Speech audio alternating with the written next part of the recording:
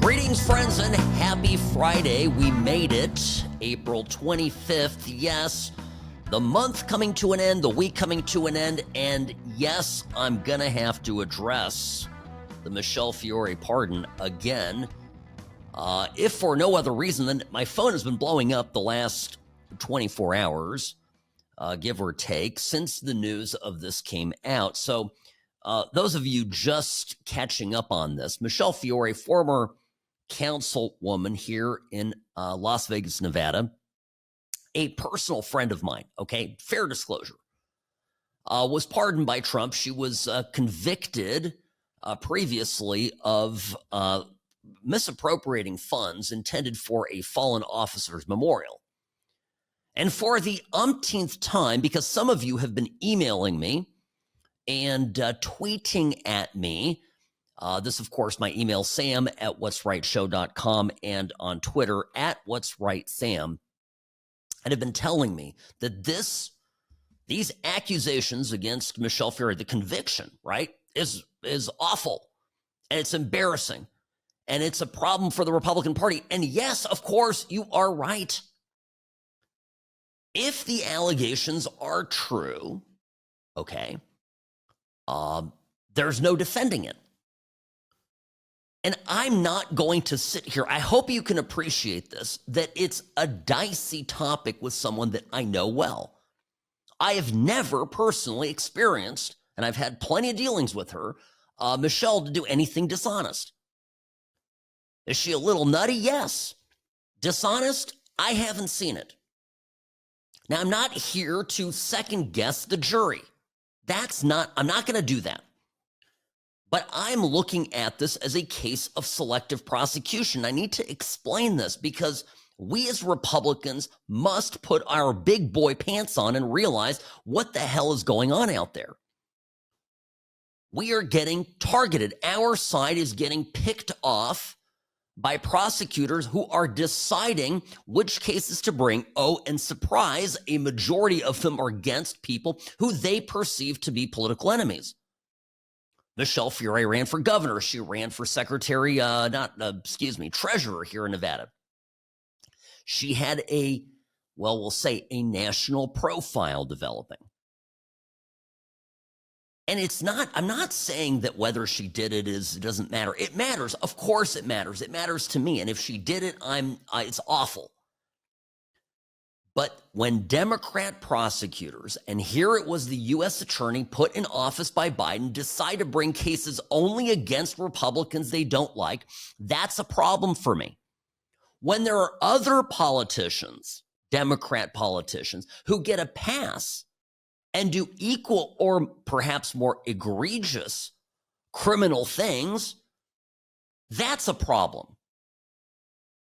Now, those of you living here in Las Vegas know a guy named Justin Jones. He is an attorney. He is on the Clark County Commission. There was a big lawsuit regarding a land deal. And this guy, mind you, and I bring up that he's an attorney because it's a huge problem. He deleted evidence, right, text messages that, the federal court that was hearing the lawsuit wanted. He literally, the accusation is he took evidence in a federal case and made it disappear. This is a felony times every single deletion. It is a big deal. And by the way, the lawsuit cost us, because I live in Clark County, us $80 million. Do you think that the Biden Department of Justice went after this guy? He got admonished by the judge, and he was even able to keep his law license at the end of the day. That's bull crap, folks. You can't, it's just one example. I've got others, but this one's a nice, clean one that really shows what I'm getting at here. Right? Because here, look, I understand, the allegation of stealing money from donations, individual donations, including the governor, and dragging him into court. It's just the whole thing was a mess and awful. But here's a guy who ultimately costs taxpayers $80 million. The damage that Justin Jones did to our community is orders of magnitude more serious than anything Michele Fiore was accused of by the prosecution. It's a big deal, and it got a pass. Other people have gotten a pass. There's stuff going on in this town. You would believe it. If you live here, you understand it. And people get a pass. Let's talk about Bannon. I brought this up yesterday. This is another thing that absolutely gets my goat. So if you follow this program, you know I have my reservations about Steve. I think he's a bit of a blowhard. And I also think that he is routinely wrong about things and exaggerates his inside knowledge as to what Trump is doing. The most recent example, of course, this week, he was talking about how Trump is going to raise taxes on the rich, and Trump had to come out himself. Remember this?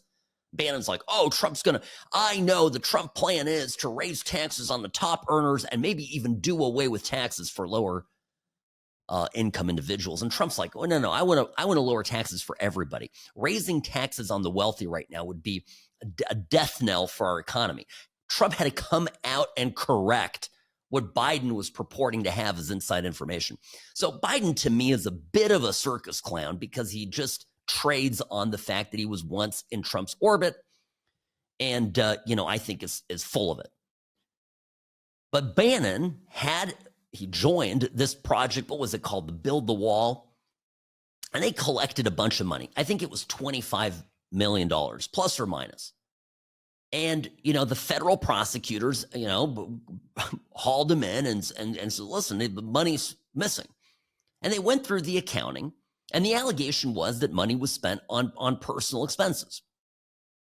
It's actually, the allegation, it's a larger scale, but the allegations are similar as those levied against Michele Fiore. So Bannon gets convicted. You know how the rest of that went, right? So Bannon gets convicted. He's obviously singled out because of who he is, and Trump pardons him. And people say, well, it happened during Trump's reign. Guys, the folks, the libs that were running these prosecutorial offices, Trump did not have operational control over the Department of Justice during his presidency. He didn't. So he pardons Biden. Okay. And all hell broke loose. And I'm going to, even though I'm no fan of Bannon, I'm going to say the same thing about Bannon that I'm saying here. Until the Southern District of New York comes out and admits a mea culpa that they should have put away Bill and Hillary Clinton for life, I don't want to hear it. Have we somehow forgotten what the Clinton Family Foundation did? Have we forgotten how, there was, I don't know, remember that deal with the Crown Prince of Bahrain? He gives $32 million to the Clintonites, literally writes them a check to their family foundation, and then somehow magically gets an audience with Hillary Clinton a couple years later, and then a $600+ million arms deal with the U.S. materializes magically. That got repeated over and over again. And that foundation, that $32 million, you think that went to actually doing something in the world? It went right into the pockets of the Clintons, who spent it on an obscenely lavish lifestyle. It's all documented. And then, echoing perhaps our local hero here in Las Vegas, Justin Jones, when people were sniffing around the edges of this, Hillary Clinton did what? Deleted all her freaking emails. And what happened then? Ran for president and got a pass from, the director of the FBI, James Comey. This is all, we know this. This happened. Uranium One deal? Anyone? Is this jogging anybody's memory? My point is this.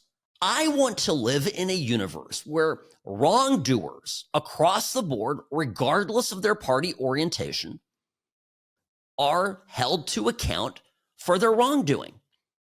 I don't want to live in a universe where targets are singled out because of their political affiliation. And of course, the mirror image of that, which is, people that are given a pass because of their, political connections. If you are using prosecutors to just go after your enemies, you're a fascist. That's fascism. I don't know how else to put it. And that's what the Democrats, and they've done this for years. And that's why one of the reasons we have to go through the FBI, go through the Department of Justice, and clean out all of these fanatics. And so pardons, and I'm speaking now to Republicans. Folks, hear me out. I understand. You and I are on the same page. We are law and order people. We believe in right and wrong. I'm with you on that 1,000%. The universe I want to live in is where if you do wrong, you pay the price. There are consequences. Personal responsibility, a core conservative tenet. But these rules don't apply because we have turned over our law enforcement organs across this country to radicals. And those radicals have used the power, the prosecutorial power, to go after their political enemies. Read Us. This is why grandmas who trespassed at the Capitol ended up getting jail terms. You can't look me in the eye and say, well, Sam, they kind of did something wrong. It was a ticket. They deserved a ticket. And they spent time in prison. You can't tell me that the cases against Trump were real. His Mar-a-Lago was only worth $16 million and he got a loan and the bank gets up there and is like, oh, we're fine. We knew it was more. This is not irrelevant. We did deals with them and we would continue. We have done deals with them since. So these cases, and it's not just Trump. It includes Michele Fiore. It includes Steve Bannon. It includes people I like and don't like. But our side is getting targeted. That is a fact. And we got to wake up and smell the roses because we cannot continue playing possum, meaning rolling over and playing dead, at every moment that, that somebody says, but morality. They don't give a rip about morality. They don't care. They protect their own. So, unfortunately, where we are right now is this. One party's in power. They prosecute mostly conservatives. Conservatives mostly get convicted and go to jail.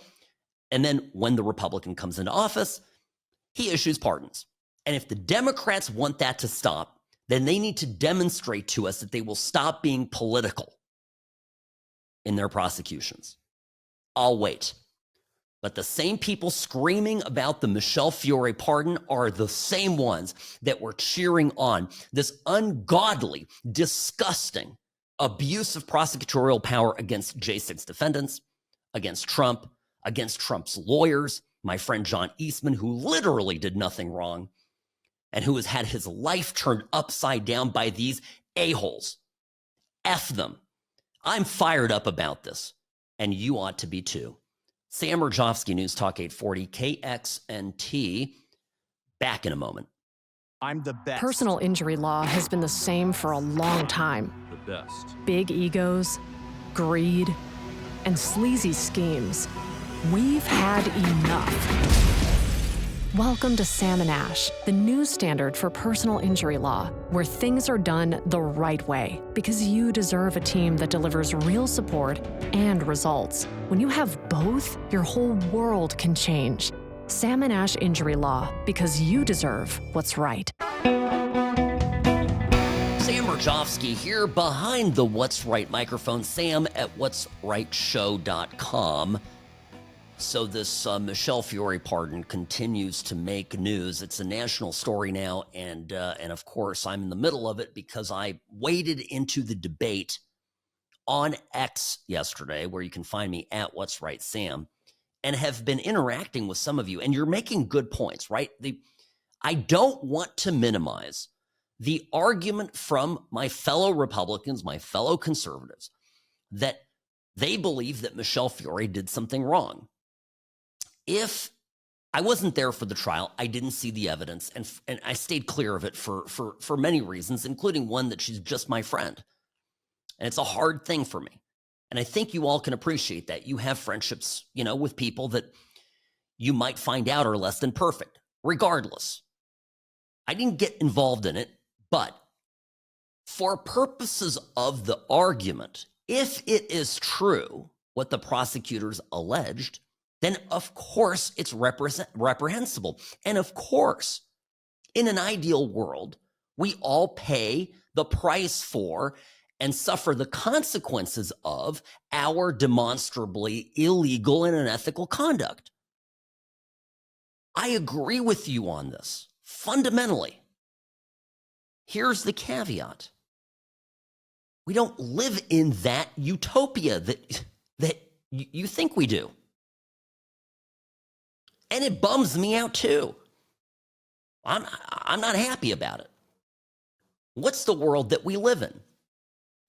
When Obama and Eric Holder ran their criminal operation, aka Fast and Furious, and Eric Holder obstructed congressional investigation and was held in contempt of Congress, did Eric Holder go to jail? He wasn't even charged. And that's because in Washington, D.C., a city run by left-wing liberal freaks, only Republicans go to jail when they are held in contempt of Congress. For example, Peter Navarro. And if we're going to talk more about Steve Bannon. It's maddening. Obama and Biden with their IRS, right? Remember this, they targeted conservatives. And the IRS lawyer, Lois Lerner, went out there and refused contempt of Congress, held in contempt. Was she arrested? Was she charged? Did she spend 4 or 5 months in jail like Peter Navarro? No. I could get into the Hunter Biden story. I don't want to beat a dead horse, but, my gosh. Biden went through and pardoned everybody, from Liz Cheney to his brother to Anthony Fauci. We never found out anything about who brought cocaine to the White House, though now we're obsessing about every little detail in the media about what Pete Hegseth did or did not do. There's just the enormous double standard here. And then let's just talk about, again, how long, and I'm an attorney, so I've always looked at this through a legal prism, and I've looked at this issue. A lot of conservative hosts get up there and they say, the prosecutors have it in for Republicans. And it's true. But nobody really sits down and explains the how, the mechanics. And the term that I keep repeating it because it's so important. The reason prosecutors are so powerful, the reason they are so important, why that job, whether it's the attorney general of a state or the local prosecutor, the county prosecutor, the DA, or the attorney general of the United States and all of his or her minions, the different judicial districts across the country, the U.S. attorneys that are the federal prosecutors in each state. The reason those jobs are so important because they decide who they prosecute and who they don't prosecute. The difference between you getting convicted of a crime and not getting convicted of a crime depends on a judgment that maybe one person makes. Do you think that that person has power? The answer is obviously yes. And in this last week, we saw that demonstrated up in Minnesota where you had somebody who was politically connected, a Democrat, do $20,000 of damage to a few Teslas protesting Elon Musk, and he was given a pass. No prosecution. He should have spent years in jail for that. A similarly situated woman who did much less damage, keyed somebody's car simply because she was angry at them, is actually facing jail time. Same week, same similar facts, fewer damage, different decisions, all based on politics. This isn't okay. And you're falling into the trap if you're going, but Michele Fiore did it. She did it, Sam, and she, really, we should suffer the consequences. I hear you, but that's not the real world. Be right back. Don't go anywhere. The What's Right show will continue in a moment.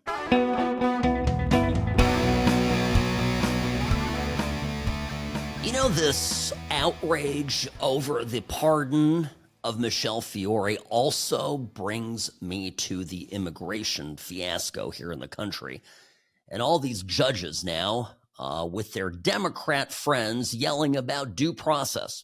Sam Mirejovsky, News Talk 840 KXNT. The What's Right show is brought to you by Sam and Ash Injury Law. In a crash, call Sam and Ash 702-820-1234 because you deserve what's right. There is a voluminous, which is a nice word for saying big, a big record of all of these DC judges who did some really atrocious things when it came to the January 6th defendants. It's all on paper. Well, paper. It's all in the record. It's all been word for word memorialized. And I sincerely hope that there is a reckoning, that there is some justice, be it legal justice or cosmic justice, for the judges and the prosecutors who went after little grandmas for taking a stroll through the Capitol grounds or maybe inside, okay, that got waved in. Not people who attack cops. Most of the people there that got prosecuted, that spent time in prison, did stuff that was way less than your average Democrat Antifa Muppet.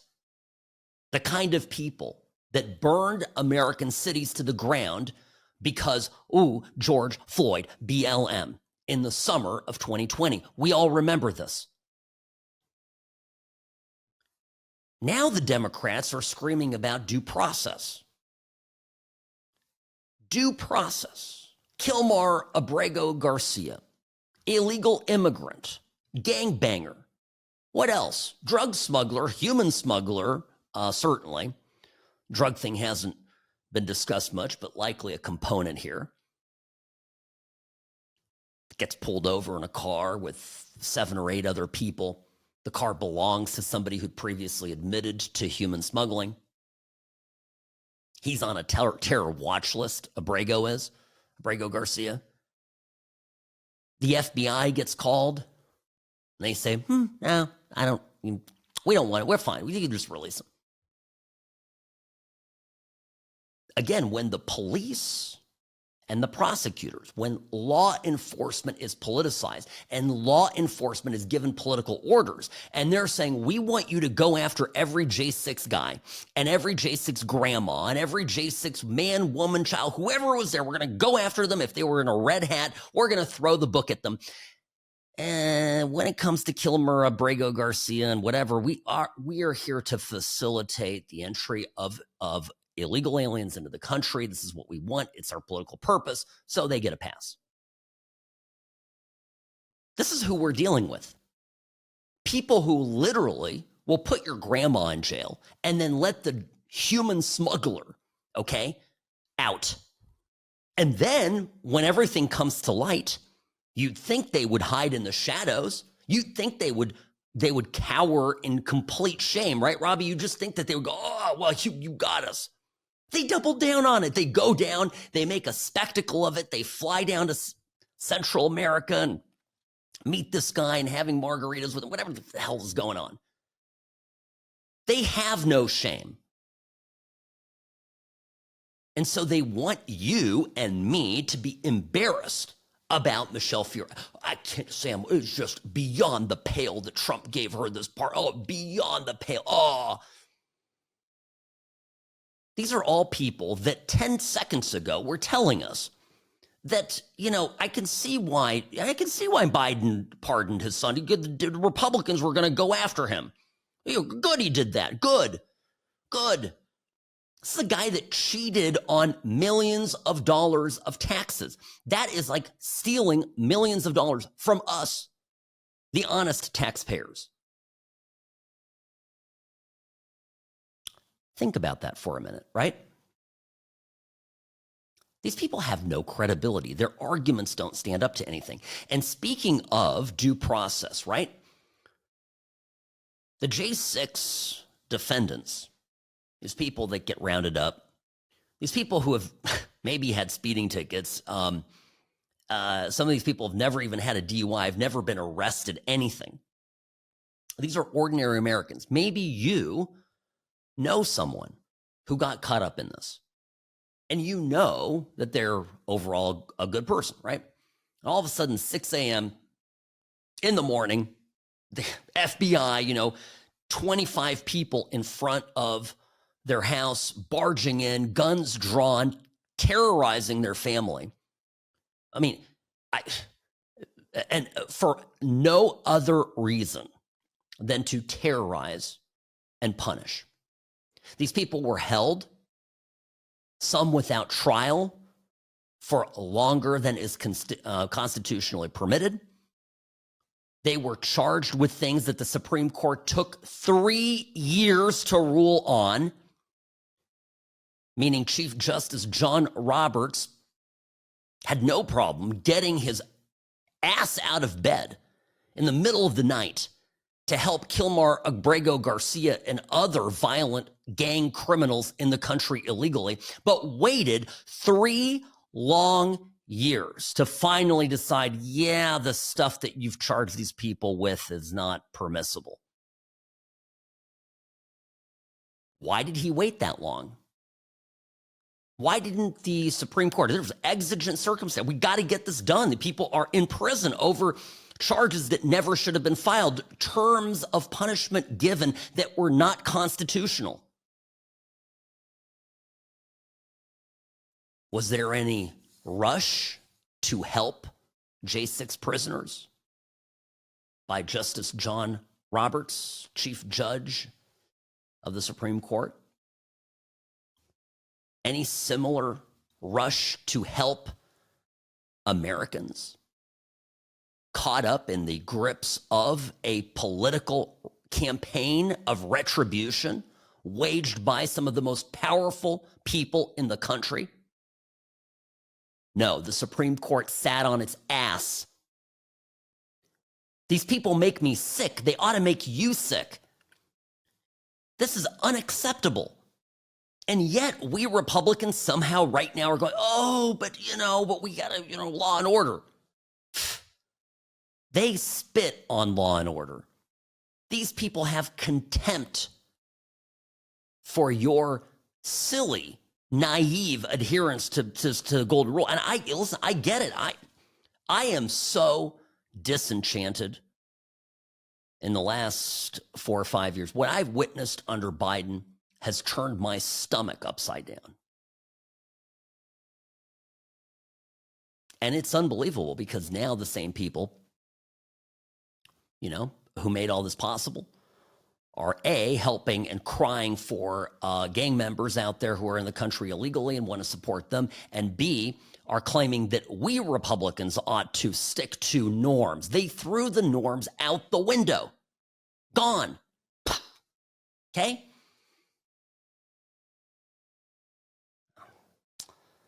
I don't know, folks, I don't know what else to tell you, right?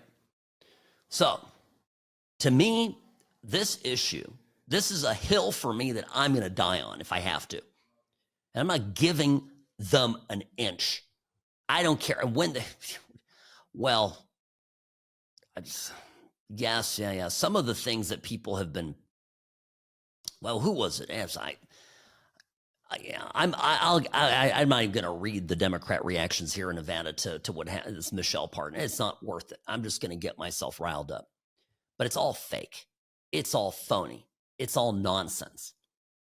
And it's really the screaming and the last sort of moments of fits and whatnot of a party in death throes.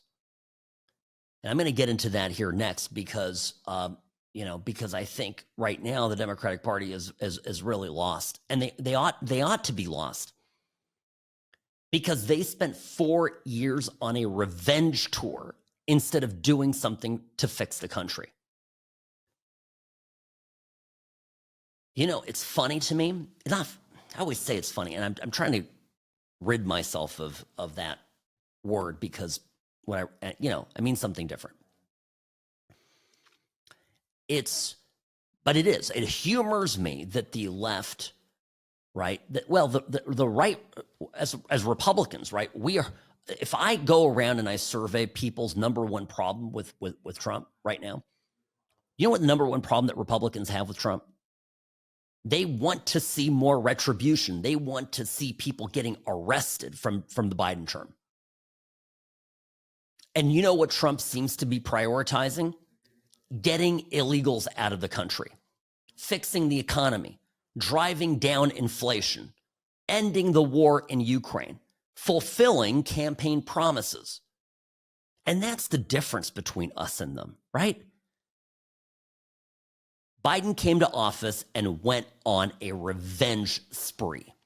Trump has gone in the office, entered the office, and immediately set to work on fixing the mess that Biden left him and fulfilling his campaign promises. And what did the Democrats do? Obstruct, obstruct, and obstruct. So it's no surprise that the party of obstruction has lost their way and has lost public support. And I'll get into that next. Sam Mirejovsky, News Talk 840 KXNT. The What's Right show is brought to you by Sam and Ash Injury Law, because you deserve what's right.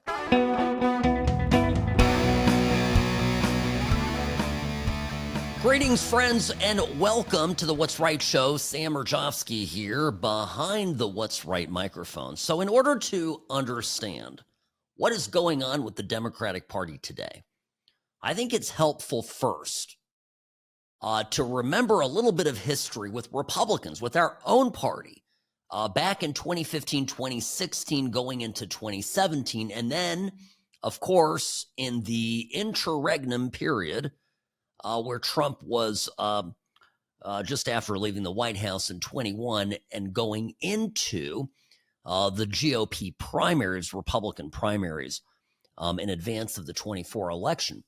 So here's, if you remember, and I think many of you remember well what it was like in 2015. Trump was running as the pirate candidate, okay, the upstart. And between Jeb Bush and the other clowns on stage, right?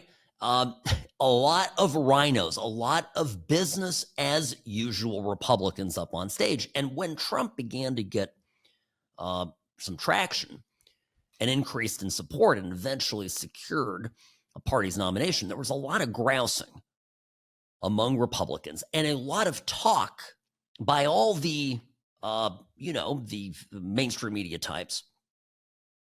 A lot of conversations about how the Republican Party was divided and how there was trouble in the Republican House. Well, the House of Representatives, I mean, just, in the party. And, one of the things that Trump, and this was obviously in retrospect a fatal error, Trump invited into his administration, into the MAGA fold, a number of old school rhino Republicans that later ended up becoming deeply problematic for him. Now, when Trump left the White House 2021, of course, January 6th occurred, and then a winter period for Trump. And the Republicans, the opponents of Trump, thought once again that they had gotten rid of him. That was not the case. And so coming out of the Republican primaries, Trump consolidated his hold over the Republican Party. and sort of washed away, in my opinion, right? Washed away the remaining vestiges of this, of this anti-Trump, schism in the party. Now it still exists, right? I mean, it's still very real. You still have people running around that are Republicans. We call them rhinos, Republicans in name only, but they are, they're very, very anti-Trump. And that's okay because, again, we are a giant country, folks, a giant country, and we have essentially two parties. These are big tent parties. And there is going to be some, and I hate the word, right? It's overused and misused, but we have diversity in our party. We have different viewpoints, and there is, I think, still a battle for the heart and soul of the party, but there is control over the party. And the Democrats now, this is my observation, are entering into a period of significant upheaval, and I think it's going to get worse. And I think that yes, and I've many times have said that one of the problems that the Democrats have is that they're not going to sort out their disputes that they have internally in a democratic way. The party is going to support itself and its pursuits, right? And that's going to mean pumping up or propping up candidates who are, connected and dialed in, in the party. But folks, it's getting bad out there. And the David Hogg situation, earlier this week, David Hogg, who is new vice chair of the Democratic Party, basically got something. So I'm going to use my PAC to unseat Democrats, potentially unseat Democrats, right, who are in primaries, so try to primary, incumbent Democrats. And there has been this meltdown. I mean, Hakeem Jeffries got up and goes, what? He gets up and says, this is crazy. I, for one, this is Hakeem Jeffries, right, who wants to be Speaker of the House. Gosh forbid Republicans lose the midterms. That could happen. Hakeem Jeffries has to go up and say, yeah, I'm going to support every member, that is currently elected working for Democrats and Americans. I'm not going to, get involved in this. And it's, of course, an insane position to take, but it's happening within the party. This is unbelievable. And the same media that got excited every time Republicans criticized Trump and made a big to-do about it. Oh, my goodness. Upheaval in the Republican Party. Disaster in the Republican Party. The Republic is, how many headlines, Robbie, in 2016, early 2016, did we read from Politico saying, is the Republican Party over? It's like all the time, right? And again in 22, 23, the same type of stuff was coming out there. None of it is happening now. I mean, there's some people coming out, but no, none of it is happening. And that's because it is, I think, catching the political establishment a little bit by surprise. Now, here is, and I'm going to get to this here in the next hour because it's that important. I want to give a little bit of time. The number one thing is that you have some centrists in the Democratic Party, but Trump has peeled a lot of them away because the Democratic Party has slowly begun to get taken over by communists. And that's, of course, that's my color commentary, but in fact, people that identify as democratic socialists. And that is a thing. And we have a radicalization to the extreme left of the Democratic Party. And you can reduce it down to say it's wokeism. It's woke. But it's more than just woke. I mean, it's frightening. It's socialism. It's communism. It's extreme leftism. It's collectivism. I mean, these are people that would happily take property away from CEOs and wealthy Americans. These are people who would love to see the kind of things that occurred in the Soviet Union after the Bolsheviks took the country over. The kind of things that happened in Eastern Europe to my family and countless other victims of communist aggression, these people would be perfectly fine with it. And it's frightening.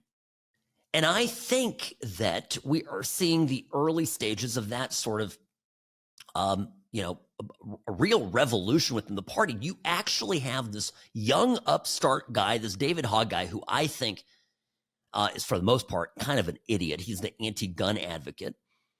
He's not a particularly super smart, bright guy, and he's really a leftist, a far leftist. And the party going, oh, well, we need everybody represented, brings him in. He wins a seat on the board. And now he's from within the party advocating for a hostile takeover by actually using his own private PAC to sabotage elected Democrats. How is this not front page news? And against the background of this, you have tanking numbers among Democrats in their faith in their elected representatives, particularly in Congress. It's truly wild stuff. So buckle up. Let me explain this to you here after the top of the hour.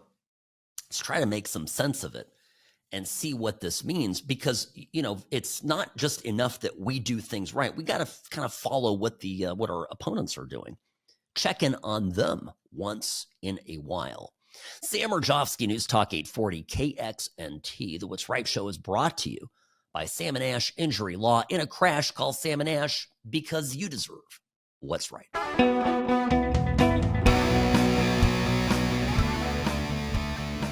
Rarely wrong, always right. Sam Mirejovsky here behind the What's Right microphone. Friends, my email, sam@whatsrightshow.com, sam@whatsrightshow.com. And of course, on X, you can find me at What's Right Sam.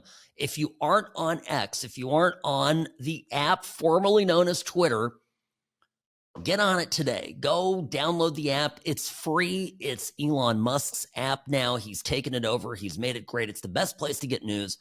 Download the app. Follow all the people that you like. Hopefully, I make the list. At What's Right Sam on X. Check it out, folks, today. Now, talking about the Democratic Party, because there's some alarming polling coming out. Democrats are none too pleased with their party. In fact, I would say trust is at an all-time low. And it's, before I get into what is being said about it in the actual numbers, let's back up a little bit. How much of this problem, Robbie, do you think it is that the Democrats have overpromised and underdelivered? If you are a rank and file Democratic voter and you thought you believed that Joe Biden, for example, was sharp as a tack, and then you believed that Kamala Harris was the greatest, person for the job. You really believed it because you tuned into CNN. Or worse yet, you turned into MSNBC and you watched Rachel Maddow, the boy wonder, tell you every night that this is how it was going to go. And then even after the whole experience with Hillary Clinton, where they BS'd you back then, whatever, and then all of a sudden it happens again. And Trump wins, right? Again. Remember the lady, the clip that we played of the lady who was going to the store on election night to buy a bottle of champagne? Remember that clip? We played that. Just in case I need it, Robbie, dust that one up off the archive. This lady, the lady goes to the store to get some champagne. It's election night. And, and the guy goes, oh, why are you, the store worker, of course, right? The lady buying the champagne is, to get ahead of the story here, a lib. The guy working there is not. So the lady goes, oh, I'm buying champagne, for tonight, for later, I'm going to celebrate. And he's like, oh, what do you celebrate? Well, the election, of course. And he goes, oh, yeah, so who do you think is going to win? And she's like, oh, well, of course, it's going to be her, our first female president. Ta-da. And he's like, I wouldn't be too sure about that. And she is recording this video before any results, of course, have come in for the day, and just tee-hee-hee, like this guy is such a fool and da-da-da, he doesn't know anything. And it is the reason she did this, the reason this liberal voter did this video and put it out there the way that she did is why? Is because she lived her entire life in a bubble. And this gets at the Democrat, disappointment and dissatisfaction, because to some extent, right, our levels of satisfaction and dissatisfaction are relative to what our expectations are. And I think that the left has been lied to by their media, by their elected politicians. They have been sold a bill of goods on Trump. And there are legitimate criticisms, if you're a leftist, of Trump's policies that you don't like, of course. But it's gotten far beyond that, to the point of absurdity. And we know this, right? This is what we call TDS, Trump derangement syndrome. It's not reality based. So now, well, and their media, right? Their media has lied to them, right? And who are we consuming on the right? We've given up on trust in the media. Forget it. We play clips here on this program. Those of you who listen regularly, a lot of clips of leftist media, of 60 Minutes, and we play it for laughs. I mean, we literally play it for the tee-hee-hee ho-ho, right? It's like, it's funny. And so, yeah, it's just, and because we have, by the way, we have our media, they fight amongst themselves about what's right and what's wrong and what's true and what isn't. And it all, in fact, happens on Twitter. As I suggested, you download the app X so you can follow different conservative voices. And there's constant debate. There's constant disagreement. And the Democratic Party has been this party of forced consensus. Forced consensus, where you can't question Joe Biden's mental acuity, or else you're on the outs. You can't say, you know what? I know that Kamala Harris is a woman of color, but my gosh, she's dumb. You say that in Democrat circles and you will hear, the silverware drop and the room go quiet. I mean, I sit here I literally yesterday told you folks that I think Trump is lying on something. He's doing it strategically, and, that's it. I mean, it doesn't mean that I don't support him and I don't vote for him, but I'm able to think independently and critically, and this is what we do here. But they're not capable of it. And so the Democrat voters have been led by their noses for so long, and now it's hitting the buzzsaw of reality. So what do they want from their elected leaders? What is it that would make the Democrat voters happy? Harry Enton got on CNN. This was yesterday on John Berman's program here. Harry Enton is the data guy for CNN, talking about the trust in Democrat leaders in Congress on the economy. It's interesting that it's the economy. Here's what Harry Enton said. And again, this is appearing on CNN, okay? This, I think, is a revolt that is going on within the Democratic Party right now, Democrats and their leaders. I mean, take a look nationally. Hello, Democrats on Dem leaders in Congress. The belief that they will do the right thing when it comes to the economy. Last year at this time, 80% believed that the Democratic leaders in Congress would do the right thing when it comes to the economy. And keep in mind, this is Democrats. Look at where we are now. That number has been slashed in half to just 39%. Holy Toledo, that is the lowest number by far in Gallup polling. The lowest previous was just 60%, which is 21 points higher than this. Democrats hate what their congressional leaders in Washington are doing right now on the key issue of the day, the economy, and their confidence has fallen through the floor, Mr. Berman. Woo, not good. Now, I think they're unhappy because I think Trump is doing good work on the economy. Things are going to improve. Now, if you're a Democrat listening to MSNBC, the economy is about to come undone. So they feel right now, I think, are driven more by the fact that they believe that Congress should do something to stop Trump. Resist. But flash forward a couple years, what will happen when the economy is roaring and things are better and the working class is better off in this country than they ever have been in my lifetime? What happens then to blue collar, so-called, supporters of the working classes, which I don't think the left is anymore, but what happens to their sentiments then? Now, here's where it gets interesting. Chuck Schumer. Now, remember I mentioned there's this internecine battle within the Democratic Party, right? Infighting within the Democratic Party. And you have the vice chair of the Democratic Party saying, hey, we may need to primary some incumbents. And then you've got the Speaker of the House wannabe, right? Lying in wait, Hakeem Jeffries. And he's like, not so fast.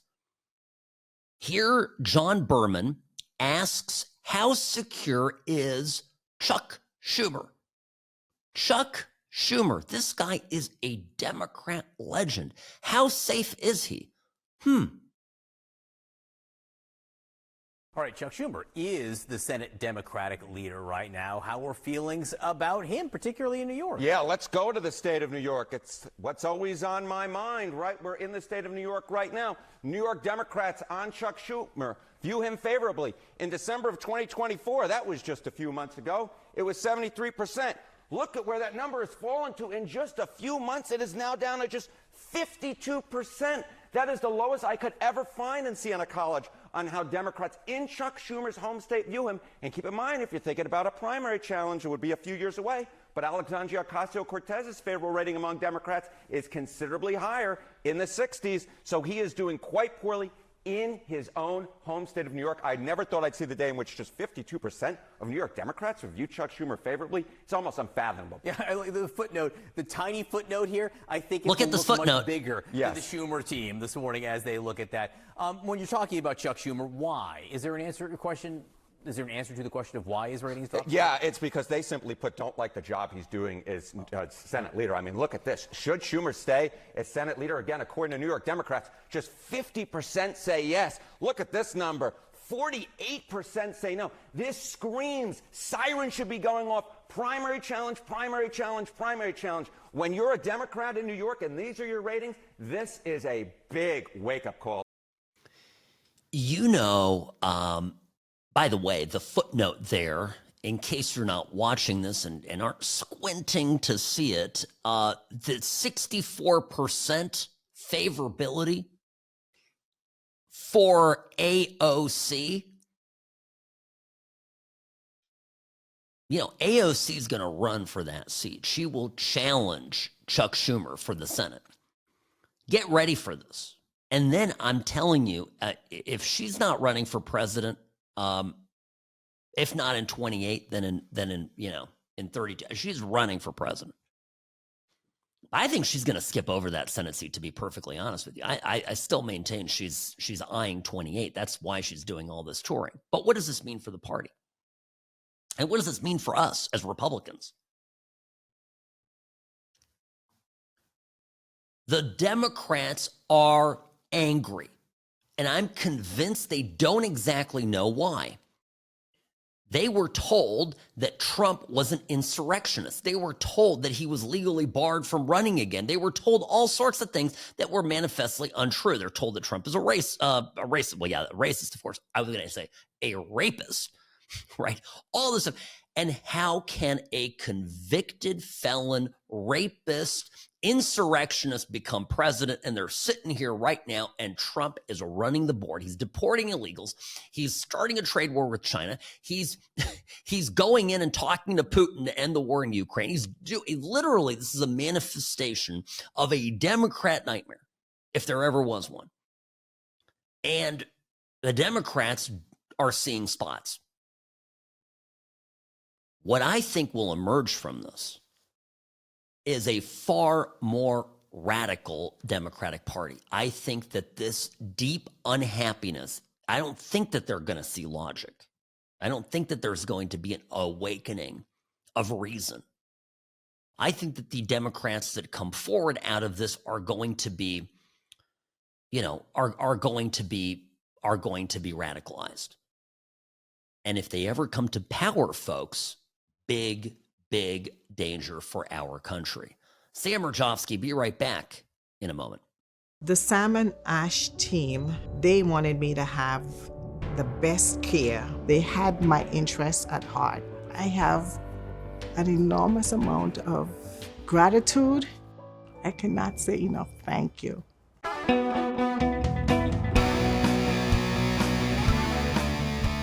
Let me give you folks an example of why Chuck Schumer is toast. Sam Mirejovsky, News Talk 840 KXNT. And before I give you the example, the reason that it matters that Chuck Schumer is toast is that Chuck Schumer, and somebody, by the way, I loathe Chuck Schumer. Don't get me wrong. But Chuck Schumer is an old school, once upon a time, mainstream Democrat. And he is having to, lately, evidence of him being in trouble politically, he is having to contort himself into some pretty wild positions. He put out a tweet recently. He put out a tweet. This was right as the Yale protests were breaking out this week. You saw this? This is wild. This is wild protest. Here, let me play. I'll play the what was going on. There, literally a Jewish student. Well, it happened multiple times, but there's one particular video where a Yale student on campus was trying to make his way across the campus. He was prevented from walking across the campus by these radical, pro-Palestine, new Democrat. These are all new Democrats, Democrat socialists, students. And watch this. This is a scene in America, right? This is awful. So they're all in masks. They've got their arms interlinked. The student's just nicely pointing, hey, I need to get across the campus. They will not let him go by. This is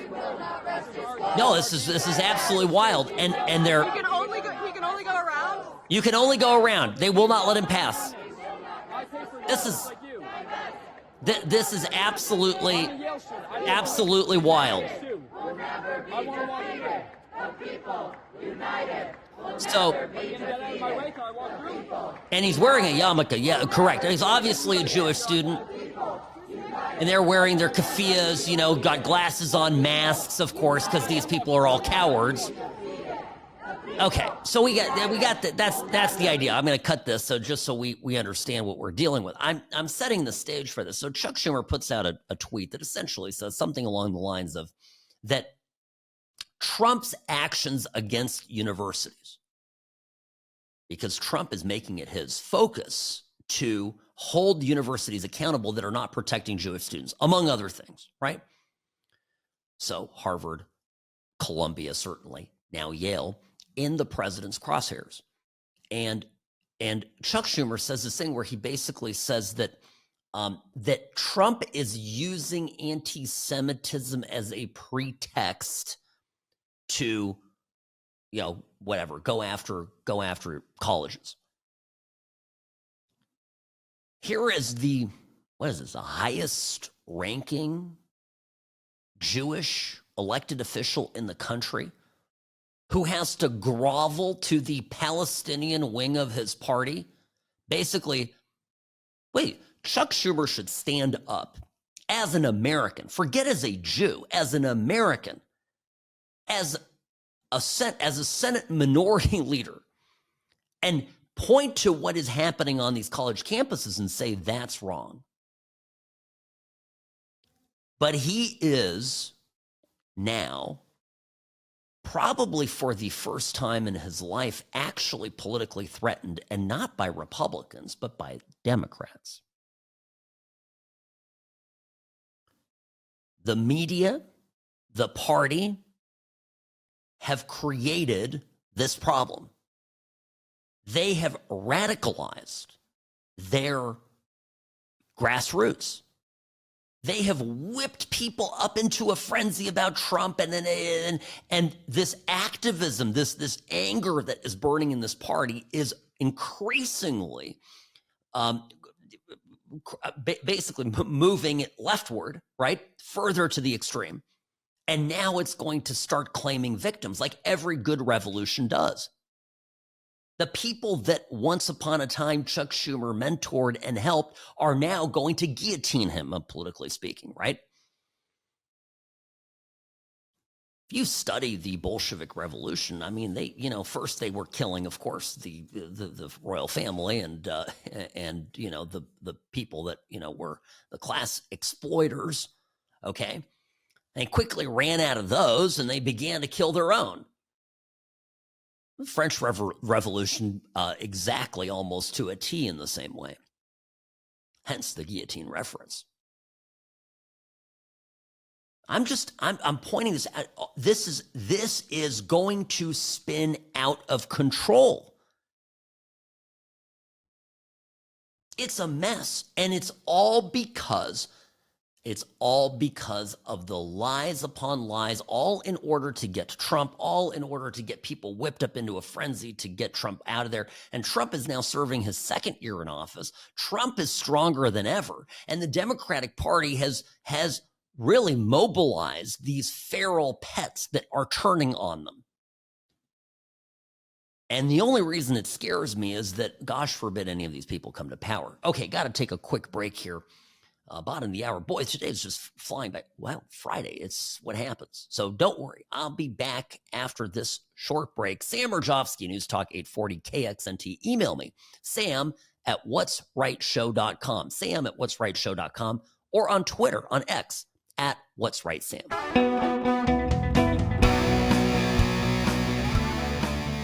Greetings and welcome to the What's Right Show, your place for common sense conservatism, Monday through Friday, 1 to 3 p.m. here on News Talk 840 KXNT, What's Right Sam on Twitter, on X, find me there, and of course, sam@whatsrightshow.com. So, yeah, I mentioned at the top of the hour, if we're going to talk about the echo chamber of disinformation that the Democratic Party has self-inflicted upon itself.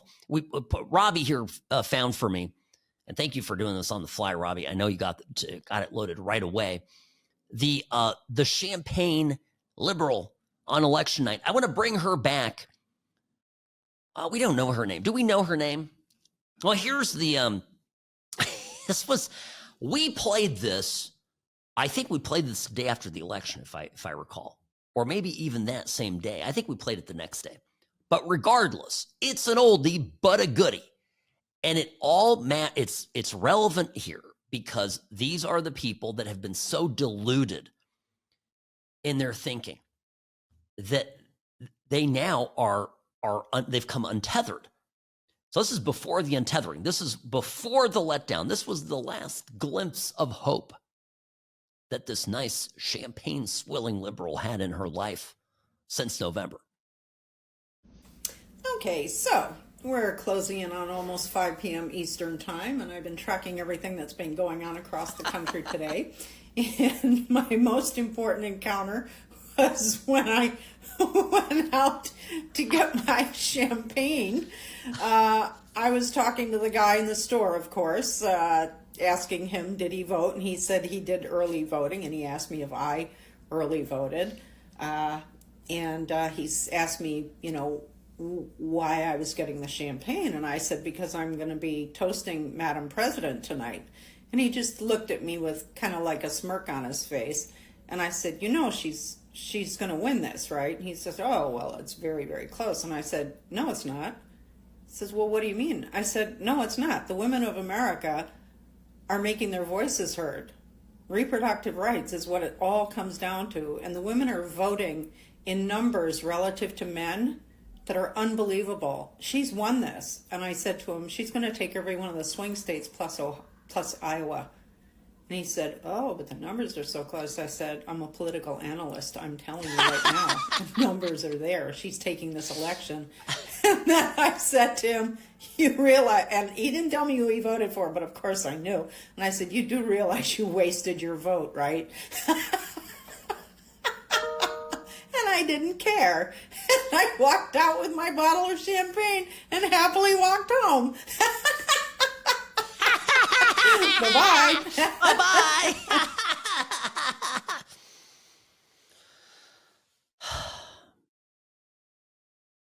You know what? I know a lot of people out there think that I'm a jerk. I actually feel bad for her. I do. That's delusion. When we talk about dissatisfaction, right? Again, back to, what makes somebody satisfied versus dissatisfied. It's all about expectations. Incidentally, by the way, in business, right? It's just a little side note. I was telling my staff this in a training meeting that we had here at Sam and Ash, and I was mentioning how, if you promise a client that you're going to call them back at noon, and you call them at noon,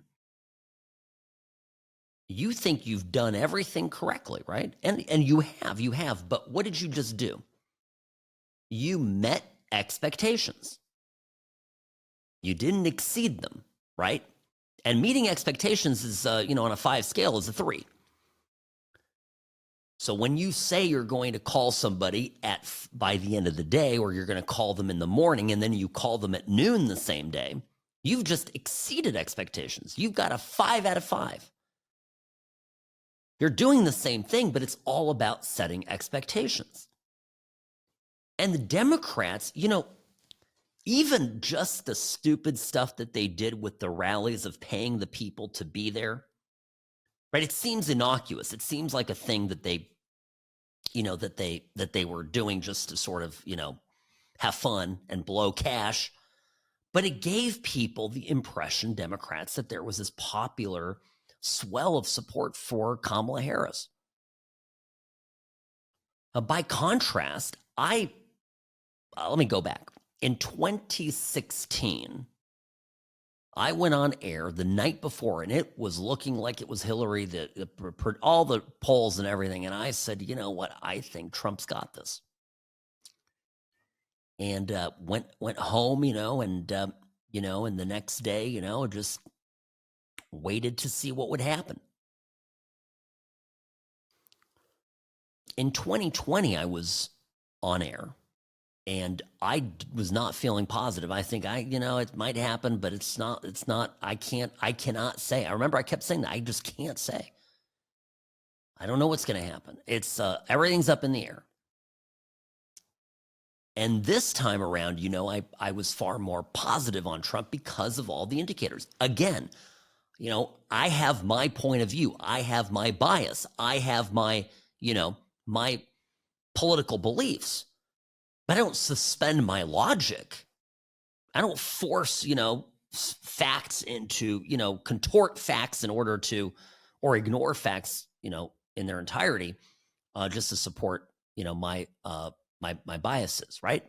So this is the problem. This is the echo chamber they're in. And consequently now, I think you're going to see a revolution occur within the Democratic Party, because these people all have completely insane expectations for what the Democrats ought to be doing. In their mind, if you sat this woman down, Arlene, is that her name? Arlene. Oh my gosh.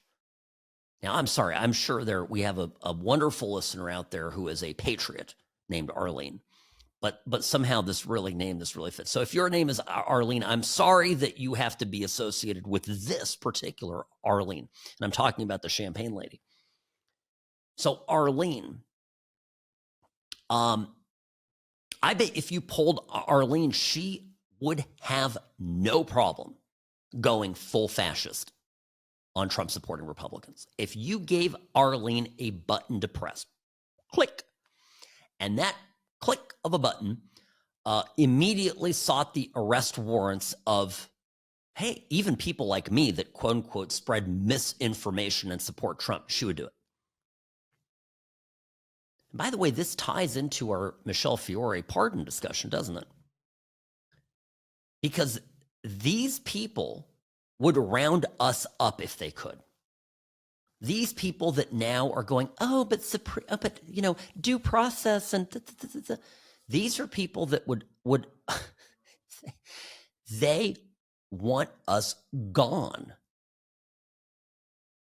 I want to convince liberals that they're wrong. I mean, I do want to do that.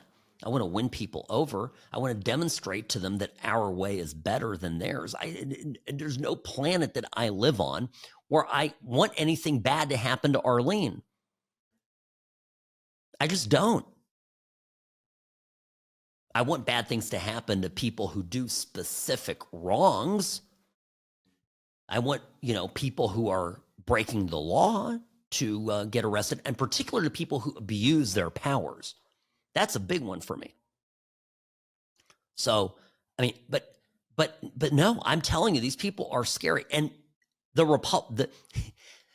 you've got the Senate Democrats in the minority. You've got the House Democrats in the minority. And the voters are going, what are you doing? You should be seizing control of the process. They and their craziness lost the Democrats the election. They lost the presidency. They lost the House. They lost the Senate. They lost, and they lost again on the national stage.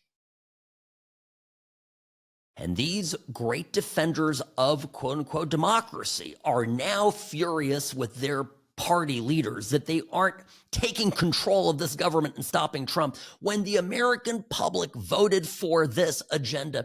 And this agenda is going to get enacted, whether the Supreme Court goes along with it or not. It's happening.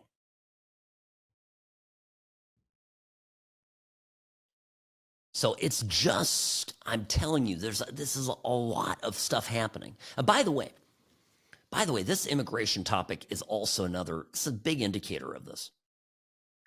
Because literally 80% of the public loves what Trump is doing. But it's the 20% that says that they don't. Okay? When it comes to criminal aliens, that 20% is the loudest controlling force in the Democratic Party. Whenever you see that 80-20 polling on immigration, for example, and other topics as well, you see in it the people that are voting against it. Yes, same people probably believe Bigfoot is real and also happen to be the most shrill and powerful voices in the Democratic Party. And that is who increasingly Democrats are listening to. God help us. Sam Mirejovsky, News Talk 840. Be right back in a moment. Don't go anywhere, folks. This hour of the What's Right Show brought to you by Sam & Ash Injury Law. In a crash, call Sam & Ash, 702-820-1234. Offices here in Nevada and in California. Beautiful Newport Beach and beautiful, gorgeous downtown Las Vegas. Folks, be back in a moment. Don't go anywhere. We got more to talk about.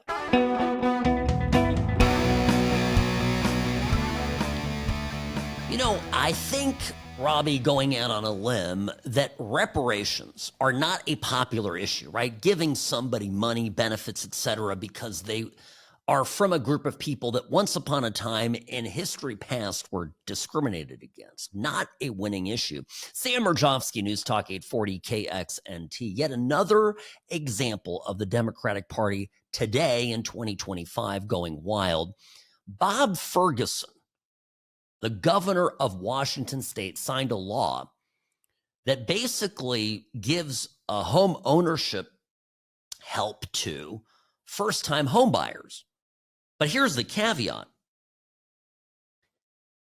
The direct quote is, they have to be descended from someone affected by racist real estate practices in Washington before 1968.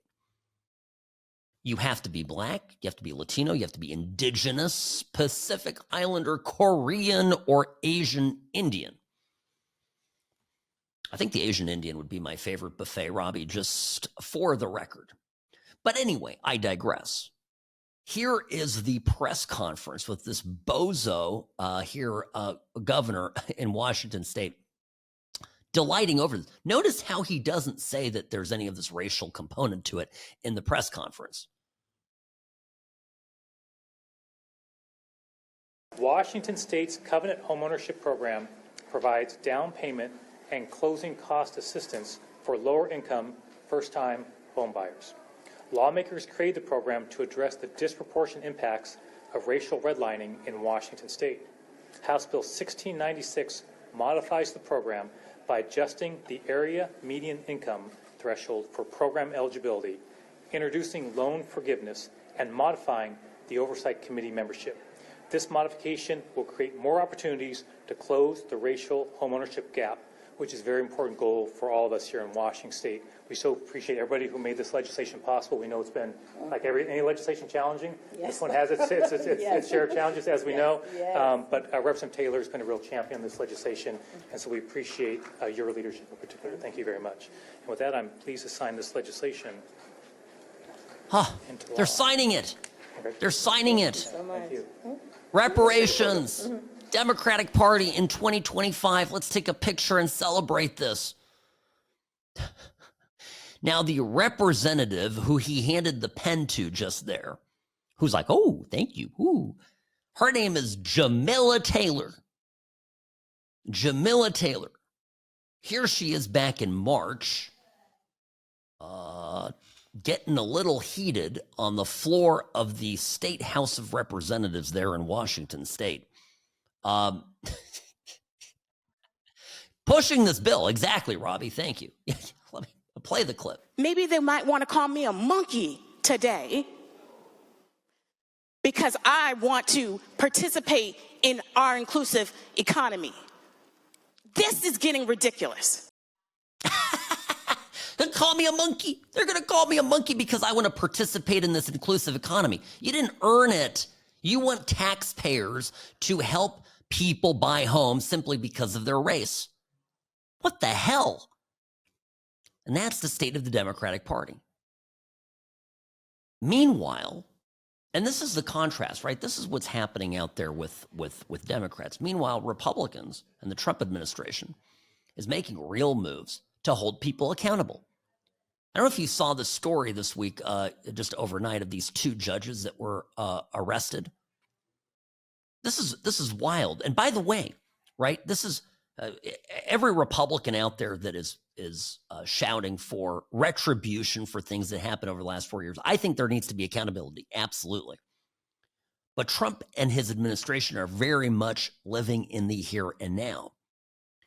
And you know, this is you saw this. Judge Hannah Dugan, I think is her name. This is a Milwaukee, Wisconsin judge. I was in Milwaukee over the summer. This was today, right? Well, I think the arrest happened late last night, but regardless. So she was, well, this is where the Republican conference was over the summer, right? The convention. And here's the evidence that here are the allegations. She was obstructing an immigration arrest operation. We believe, this is from Kash Patel, Judge Dugan intentionally misdirected federal agents away from the subject to be arrested in her courthouse. So this judge here had a guy in a courthouse, Eduardo Flores was his name, and he was, and she told agents, oh no, he's over there in a different place. This is, you're lying to a federal agent. Do you know how many Republicans have been burned to the ground for lying to a federal agent? They don't even get charged with a crime. They just lied to the FBI agent. You can't lie to a federal agent. Can't do it. So let her away in handcuffs. And then, of course, there's the former judge and his wife who are being held down in, I think this is New Mexico. Yes, Las Cruces. After they were found... he was an acting judge at the time, but just came to light recently that he was harboring a Trenderegua gang member, illegal immigrant in his home. More of Democrats going wild, and yet now accountability coming their way. And it's a contrast, isn't it? The Democratic Party is moving leftward and leftward. Americans want the border closed. Americans don't want gang members living in their neighborhoods, in their towns, in their cities. Democrats want to throw the door wide open. They want to slow Trump down as much as possible in the courts. And at the same time, these same Democrats would not miss a beat, a wink of sleep over the fact if we were all rounded up, as long as we were wearing a Trump hat, end with you, right? Throw away the key. Due process, whatever that is.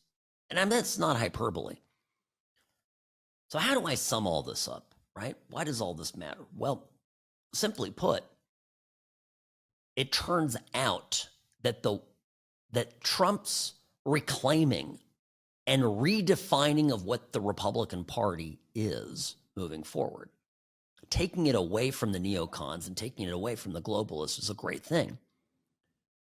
If the Republican Party today were just a uniparty party, go along, get along, George W. Bush sort of BS crap, I'm worried that these Democratic socialists would get their, group of loyalists so worked up and fired up that we as Republicans would absolutely certainly lose the middle and therefore lose the election. Trump has become, and this is the greatest irony, I suppose, given what the media says about him, Trump has become the common sense guy. Trump's positions have become the definition of centrist policy. And the media has exaggerated and lied about him so much that the middle of the country doesn't pay attention to the media anymore. They just don't care. They're tuning them out.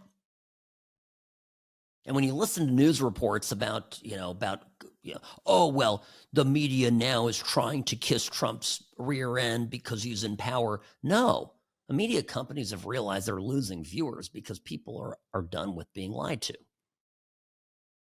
We're in fascinating times. But again, Trump's a pragmatist. He's actually a centrist. And if you think otherwise, you have to re-examine the premise because you got to look at, okay, so what are the alternatives? You've got Chuck Schumer saying that anti-Semitism on college campuses is being exploited by Trump. Yeah, I mean, think about that. Like Jewish students getting attacked, getting kidnapped, which, by the way, it's the definition of kidnapping. You prevent somebody from leaving a certain area, right? On camera. And the top Democrat in the country is like, well, Trump is just really exaggerating this. That's deranged. So I think we're in pretty good shape, folks. We just got to keep plodding ahead. Have a great weekend. Be back Monday. You know what to do. Enjoy and try to get some rest, folks. We're going to be fine.